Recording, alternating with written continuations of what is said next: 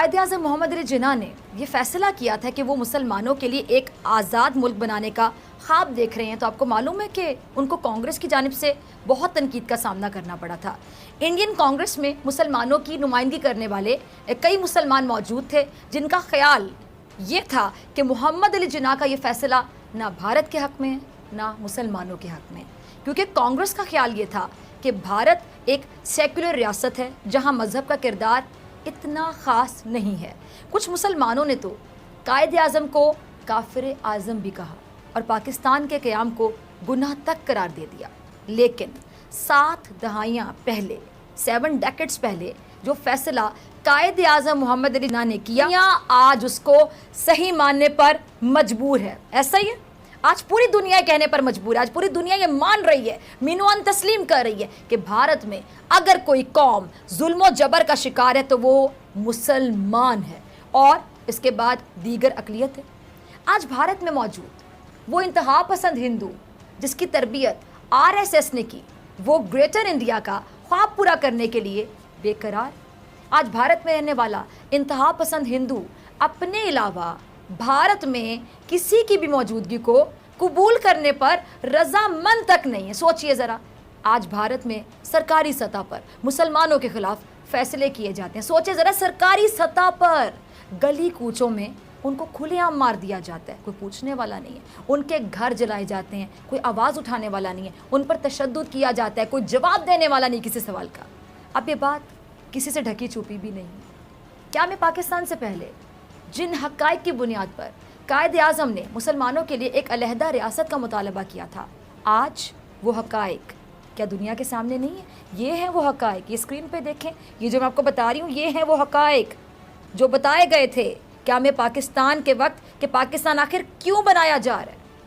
یہ دیکھیں کیا ہو رہا ہے آج یہ تمام حقائق دنیا دیکھ رہی ہے۔ آج مسلمانوں کی حالت زار دنیا دیکھ رہی ہے، دنیا کے سامنے۔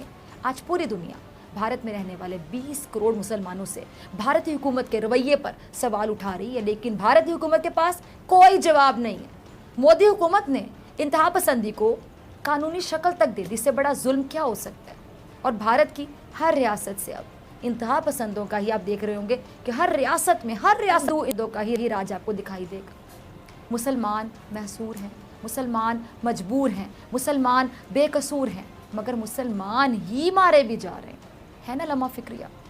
کورونا جیسی وبا، کورونا جیسی مہلک وبا کو بھی بھارت میں مسلمان قرار دے دیا گیا، اور بھارتی حکومت سمیت بھارتی میڈیا بھی ریاست کے اندر یہ بیانیہ بنا رہا ہے کہ بھارت میں کورونا پھیلنے کی سب سے بڑی وجہ مسلمان ہیں۔ دیکھیے ذرا، مودی کو حکومت بنانے میں سوچئے ذرا، جس ہتھیار نے، جس کارڈ نے، یا کہہ لیں کہ جس حربے نے سب سے زیادہ فائدہ دیا وہ کیا تھا؟ دشمنی۔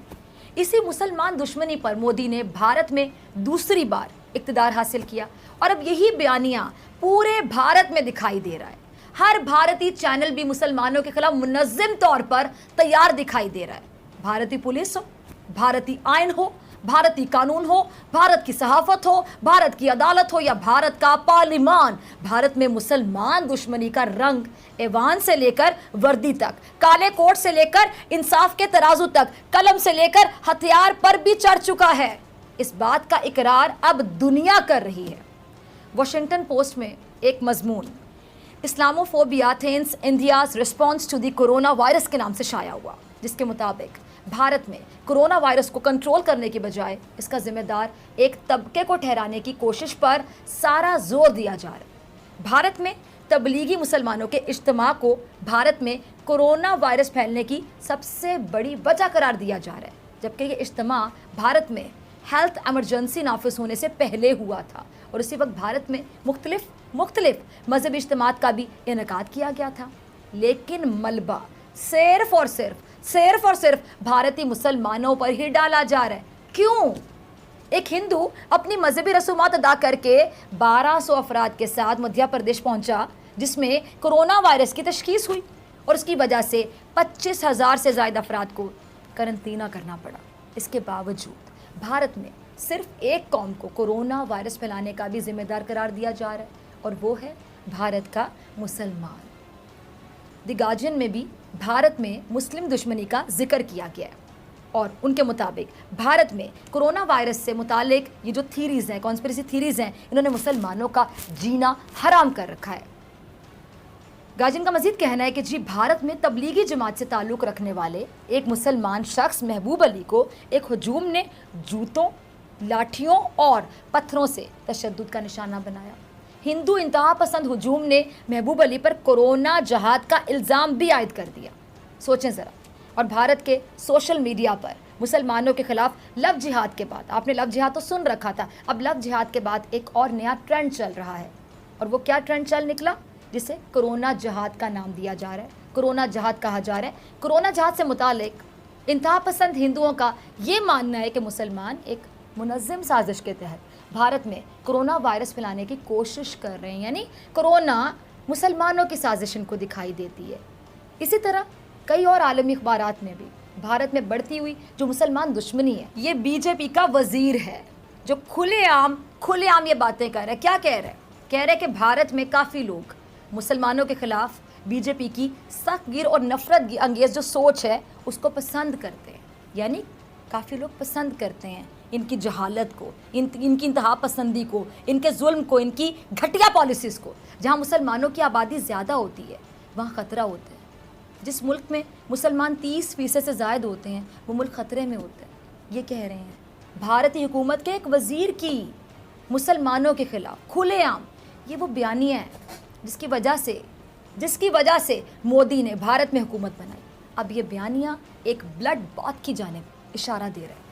بھارتی سرکار دنیا کو یہ بتا رہی ہے کہ وہ جو کر رہی ہے سوچ سمجھ کر کر رہی ہے۔ اس کو کہتے ہیں سازش، جو ہو رہی ہے وہاں پہ مسلمانوں کے خلاف سوچی سمجھی سازش۔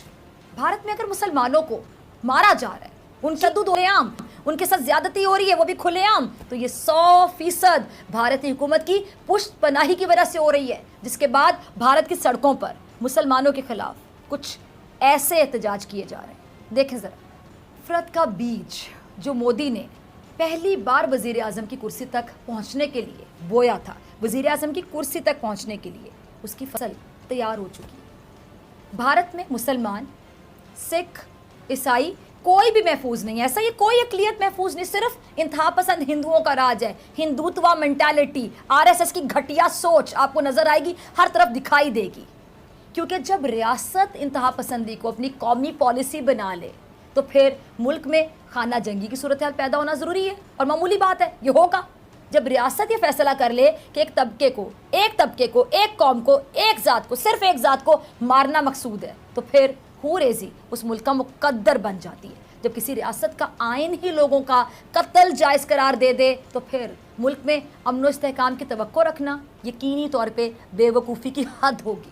اس وقت بھارتی حکومت نے ریاستی سطح پر مسلمانوں کے خلاف جو حکمت عملی اختیار کی ہوئی ہے، اس سے کیا لگ رہا ہے ناظرین؟ اس سے یہی لگ رہا ہے کہ بھارت میں ایک بڑی دوبارہ میں دہراؤں گی اپنے الفاظ، ایک بڑی خانہ جنگی کا دور شروع ہونے والا ہے عنقریب، کیونکہ بھارت میں مسلمانوں کی آبادی 20 کروڑ ہے، اور 20 کروڑ افراد کو اگر بھارتی حکومت یہ سمجھتی ہے کہ آرام سے ختم کر دے گی تو بھول ہے نریندر مودی کی، بھول ہے یہ بھارت کی، میں آج بتا رہی ہوں بہت بڑی بھول۔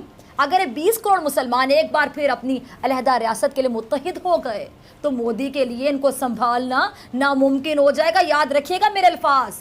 مقبوضہ کشمیر میں سوچئے ذرا، صرف 80 لاکھ مسلمان، نہتے مسلمان جن میں عورتیں، بچے، بزرگ سب شامل ہیں، 9 لاکھ سے زائد بھارتی فوج 70 سالوں میں ان کو قابو نہیں کر سکی، اور آج بھی مقبوضہ کشمیر میں دنیا کا سخت ترین کرفیو نافذ ہے۔ تو بھارت کیسے یہ سوچ رہا ہے، کیسے یہ سمجھ رہا ہے کہ وہ 20 کروڑ مسلمانوں کو قابو کرنے میں کامیاب ہو سکے گا؟ دوبارہ دہراؤں گی اپنے الفاظ، بھول ہے نریندر مودی کی، بھول ہے بھارت کی۔